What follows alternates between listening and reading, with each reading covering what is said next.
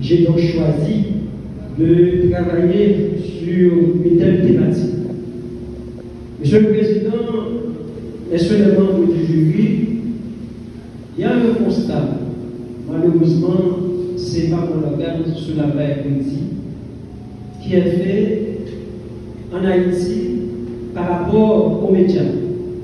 Eh bien, le journaliste chevronné, expérimenté, du haut de leur tribune, dans leurs émissions télévisées, s'arroge le droit de pointer du doigt des innocents ou des coupables, comme s'ils remplaçaient la justice.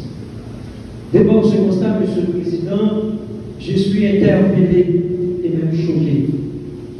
Car la justice, ce n'est pas aux journalistes de dire le mot du doigt. Monsieur le Président, à cette phase des débats, une question s'impose. Qu'est-ce que c'est que la présomption d'innocence? Monsieur le Président, Monsieur le membre du jury, avant d'épiloguer sur le sujet en question, permettez que je paraphrase deux citations. L'une sera de Voltaire et l'autre de Cesare Beccaria, un philosophe italien. Voltaire disait: si contre 100 000 probabilités que l'accusé est coupable et qu'il n'y en a qu'une seule qui est innocente, cette seule doit pouvoir balancer toutes les autres. Et Cesare Beccaria, le philosophe italien, de son côté, a argué avec véhémence: aucun homme ne peut être considéré comme étant criminel avant la sentence du juge. Et la société, dans son ensemble, ne peut lui enlever la protection publique qu'après qu'il a été prouvé qu'il a violé les conditions auxquelles elle lui avait été accordée. Monsieur le Président, Monsieur le membre du jury, revenons à la question qui a été formulée dès le départ. C'est quoi la question? Qu'est-ce que c'est que la présomption d'innocence? En effet, Monsieur le Président, Monsieur le membre du jury, la présomption d'innocence, dans sa définition commune, signifie qu'un individu, même suspecté de la commission d'une infraction, ne peut être considéré comme coupable avant d'en avoir été définitivement jugé comme tel par le tribunal. Monsieur le membre du jury, il faut dire que le concept de présomption d'innocence, ce n'est pas un concept tombé du ciel. En effet, la question de la présomption d'innocence a toujours été une priorité pour des intellectuels de renom. D'entrée de jeu, j'avais cité Voltaire avec cette citation que je ne vais pas me permettre de revenir là-dessus.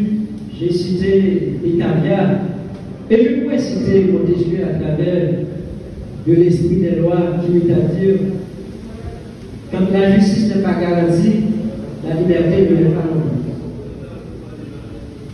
Monsieur le Président, Monsieur le membre du jury, ainsi on peut dire que les bases du principe contemporain de la présomption d'innocence étaient d'ores et déjà posées. Avec la Déclaration universelle des droits de l'homme et du citoyen, ça allait prendre une autre tournure à l'article 9 qui stipule: tout homme étant présumé innocent jusqu'à ce qu'il ait été déclaré coupable. S'il est jugé indispensable de l'arrêter toute rigueur qui ne serait pas nécessaire pour s'assurer de sa personne, doit être sévèrement réprimé par la loi. Plus récemment, Monsieur le Président, Monsieur le membre du jury, en France, ce principe a été solennellement consacré dans le Code de procédure pénale à l'article préliminaire par la loi du 15 juin 2000, renforçant la protection de la présomption d'innocence et des droits des victimes.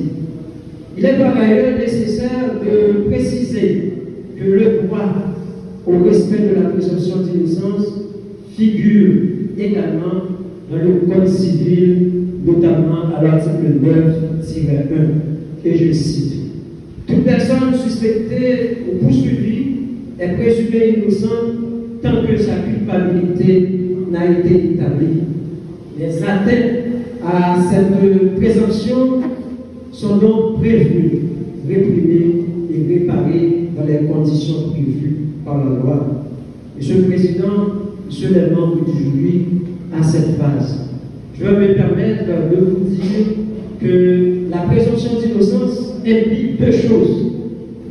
Premièrement, la présomption d'innocence fait peser sur l'accusation, tout au moins la partie poursuivante, la charge de la preuve. Et il y a un adage en latin qui le dit: actori omni probatio. C'est-à-dire, celui qui réclame l'exécution d'une obligation doit être en mesure de la prouver.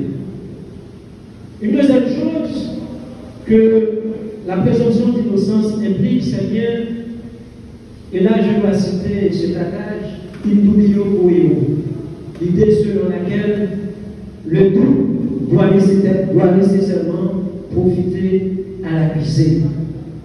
Donc, en d'autres état, Monsieur le Président, Monsieur les membres du jury, une condamnation ne peut donc se baser sur une simple possibilité de culpabilité, ce qui serait attentatoire à la liberté et à la sécurité des personnes indexées et susceptible de nous conduire à des erreurs judiciaires gravissimes et pourquoi pas malheureuses. Monsieur le Président, Monsieur le membre du jury, avec la définition du concept de la présomption d'innocence et une idée d'une brève historicité